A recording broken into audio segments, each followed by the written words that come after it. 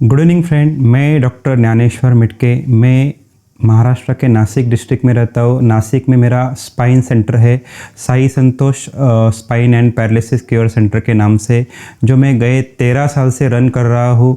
मैंने मेरा जो एमडी है वो बेंगलोर में से किया है। मेरा एमडी मैंने पंचकर्मा में करवाया है और मैं स्पेशलिटी इन पंचकर्मा की प्रैक्टिस करता हूँ। हम स्पेशली जो है वो जो वर्टिबल कॉलम की जो बीमारी रहती है, जिसमें सर्वाइकल स्पॉन्डिलोसिस, लंबार स्पॉन्डिलोसिस, ये जो बीमारियाँ रहती है, या स्लिप डिस्क या साइटिका, इन्हीं पेशेंट पे ट्रीटमेंट करते हैं। और कुछ जो घुटनों के पेशेंट होते हैं जैसे ऑस्टियोआर्थराइटिस, इन पेशेंट की भी ट्रीटमेंट करते हैं। और हम स्पेशली जो है पैरालिसिस के जो पेशेंट हैं उनकी भी अच्छी तरह से ट्रीटमेंट करते हैं। और जो पेशेंट उठा के लाए जाते हैं उनको हम 10 दिन में चलाते हैं और अब बहुत अच्छी तरह से हमने उनको ट्रीट किया है। देखिए दोस्तों, आज हम जिस बीमारी के बारे में देखने जा रहे हैं वो है अपने वर्टिबल कॉलम की जो बीमारी, जिसमें हम बोलते हैं कि स्लिप डिस्क या साइटिका। क्या होती है ये स्लिप डिस्क? तो स्लिप डिस्क मतलब क्या होता है कि जो हमारे जो वर्टिबल कॉलम रहते हैं उनके बीच में जो एक हम जिसको मनके बोलते हैं या रीढ़ की हड्डी बोलते हैं, तो उनमें से एक स्पंजी टाइप एक स्ट्रक्चर रहता है जिसको हम डिस्क बोलते हैं। और वो जो डिस्क रहती है वो डीजनरेशन के कारण या उसका लुब्रिकेशन खत्म होने के कारण वो ड्राई हो जाती है। ड्राई होने के बाद दो मनकों के बीच में उसकी झीझन हो जाती है, घिस घिस कर आगे झुक कर जो होती है वो घिस जाती है।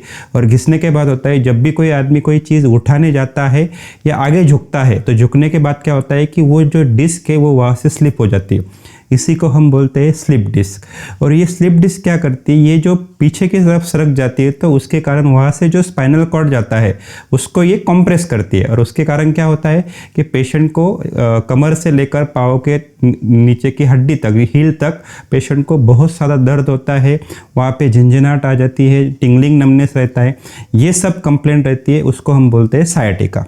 अभी देखिए, मैं जिस पेशेंट के बारे में आपको बताने जा रहा हूँ वो है नागरे करके एक पेशेंट है जो नासिक डिस्ट्रिक्ट में लासलगांव से होते हैं, बिलोंग्स करते हैं।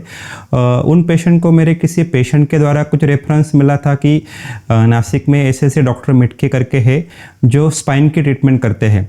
जब वो मेरे पास आए थे तो उनको कमर में इतना सारा दर्द था कि वो उठ भी नहीं पा रहे थे। मतलब वो अगर एक जगह पे बैठे तो उनको उठने के लिए भी बहुत दिक्कत होती थी। उनकी गर्दन में इतना दर्द था कि वो गर्दन घुमा भी नहीं सकते थे। तो उन्होंने मुझे कहा कि डॉक्टर साहब देखिए, मैं 25 साल से मेरे जो वर्टिबल कॉलम है या मनके की बीमारी से डिफ़िकल्ट तरह से पीड़ित हूँ। आप कुछ भी करो, आप मुझे रिजल्ट दे दो। मैं सब जगह जाके आया हूँ, नासिक के सबसे बड़े बड़े जो डॉक्टर है उनके भी मैंने ट्रीटमेंट ले चुके हैं, लेकिन जब तक मैं पेन किलर लेता हूँ तब तक ही मुझे ठीक हो लगता है। जिस दिन मैं पेन किलर बंद करता हूँ दूसरे दिन से मेरा फिर से दर्द स्टार्ट हो जाता है और मैं थोड़ी देर भी बैठ नहीं पाता हूँ। अगर उठता हूँ तो 5 मिनट में उठ पाता हूँ, 5 मिनट सिर्फ खड़ा रहता हूँ, मुझे फिर से बैठ के लेना पड़ता है। अगर मैं 5 मिनट चलता हूँ तो मुझे फिर से एक जगह पे बैठ लेना पड़ता है, फिर आगे मैं 5 मिनट चल पाता हूँ। तो वो जो पेशेंट है वो जब हमारे पास आए थे तो उन्होंने मुझे सब ये चीज़ बताई। फिर मैंने उनको अच्छी तरह से चेक किया, मैंने उनका एसएलआर टेस्ट करवाया। एसएलआर टेस्ट मतलब क्या होता है कि उसमें हम एक पाँव पेशेंट को सीधा उठाने के लिए बोलते हैं। अगर वो उठाने के बाद उनके कमर में कहीं पे दर्द होता है तो वो एसएलआर टेस्ट हम पॉजिटिव समझते हैं या पॉजिटिव बताते हैं। तो इस तरीके से मैंने सब तरफ से उनका एग्जामिनेशन करवाया। हमारे आयुर्वेद के हिसाब से भी हमने उनका एग्जामिनेशन करवाया। वात पित्त कफ जो होता है आयुर्वेद में, उसमें भी वो देखा तो उनका वात बहुत बढ़ गया चुका था, उसमें कफ भी था, तो ये कफ का अवरोध उनके साथ था। तो उस तरीके से उन्होंने जो कंप्लेंट बताया, फिर मैंने उनको सब जो समझाया कि आपके एग्जैक्टली वर्टिबल कॉलम में क्या हुआ है, किस तरीके से आपको ये तकलीफ हुई है, और आप जो पेन किलर लेते हैं वो क्या करते हैं कि सिर्फ आपको उसका जितना पावर रहता है। फिर मैंने उनको एग्जाम के तौर पर एक एग्जाम्पल के तौर पर बताया कि जैसे हम इन्वर्टर की बैटरी रहती है उसको हम जिस तरीके से चार्ज करते हैं, वो चार्ज करने के बाद उसकी जो कैपेसिटी या उस पर जो चार्जिंग बची है उतना ही लाइट चलता है। अगर वो बैटरी डिस्चार्ज हो जाती है तो अपना लाइट निकल जाता है। उसी तरीके से जो पेन किलर आप खाते हो वो पेन किलर का असर जहाँ तक है वही आपको ठीक लगता है। उनका असर खत्म हो गया तो आपको दर्द फिर से स्टार्ट हुआ। तो हमने उनको एग्जैक्टली आपकी डिस्क किस तरीके से सरक गई है और उनको जगह पे कैसे लाना है, ये हम क्या करते हैं, हम यहाँ पे 10 दिन में क्या ट्रीटमेंट आप पे करने वाले हैं और आपको किस तरीके से फ़र्क गिरने वाला है, ये सब समझाया। उसके बाद उन्होंने बोला कि सर हम घर जाकर सोचते हैं।